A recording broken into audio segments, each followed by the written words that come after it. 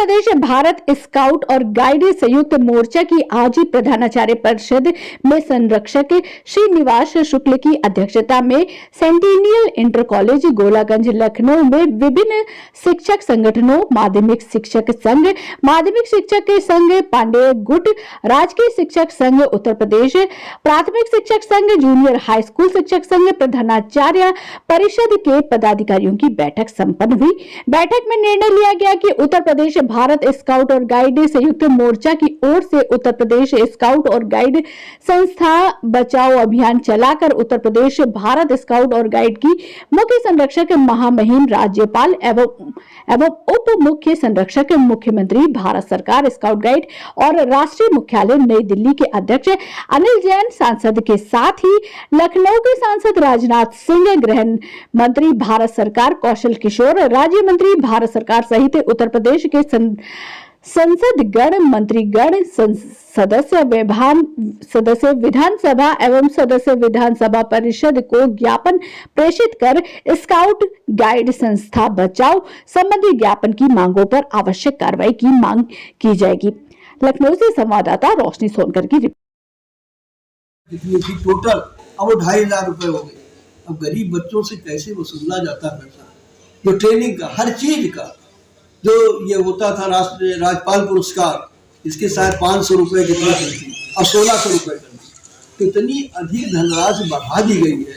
ये बहुत ही दुर्भाग्यपूर्ण स्थिति बनी हुई है कि प्रभात कुमार ने और बेईमानी जो नियम, सारे नियमों को तोड़ करके उन्होंने जो ये चुनाव कराया, उस व्यक्ति को निर्वाचन अधिकारी बनाया जो सेवानिवृत्त हो गया 3 वर्ष पहले, और रखा भी हमको लगता है इसीलिए तो उस पर मनमाना दबाव बना करके मनमानी कार्रवाई वो करवाएंगे। और उसने किया भी।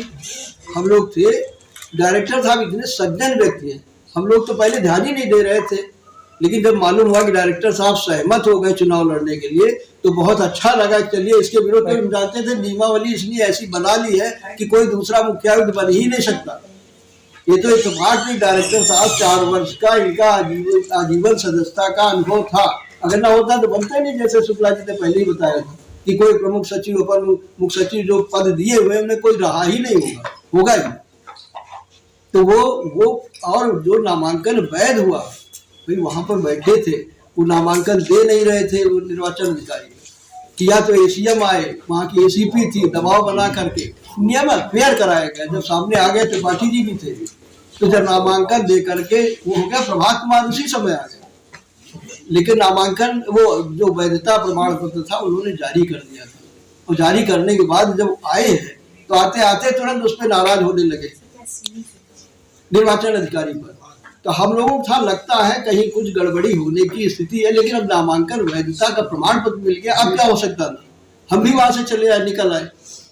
लेकिन जो किया गया है घटनाक्रम अभी 18 तारीख कल तक नामांकन वापसी जो जारी कर दिया जारी कर दिया, जो सोच लिया। तो फिर उसके बाद जब धोखा धोखी शुरू हुई, उनको लगा कि कुछ ऐसा बना लो कि ये सब बाहर हो जाए। तो धीरे धीरे बाहर करते गए और ऐसी नियमावली बनाई है कि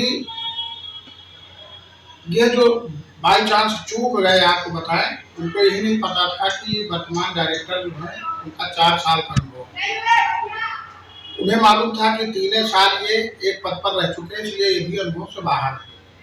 तो उसमें स्टेट चीफ का चुनाव केवल कौन लड़ सकता है, स्वयं लड़ सकते हैं अकेले। बाकी डायरेक्टर को छोड़ करके प्रदेश में कोई हरे नहीं है। क्योंकि दे दिया प्रमुख सचिव चुनाव लड़ सकते, बशर्ते वो 4 साल एसोसिएशन के मेंबर हैं।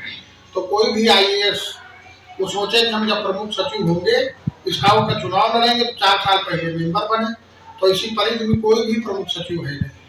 उसके बाद कृषि उत्पादन आयोग, जिसको SC कहते हैं, वो भी श्रेणी में नहीं आता।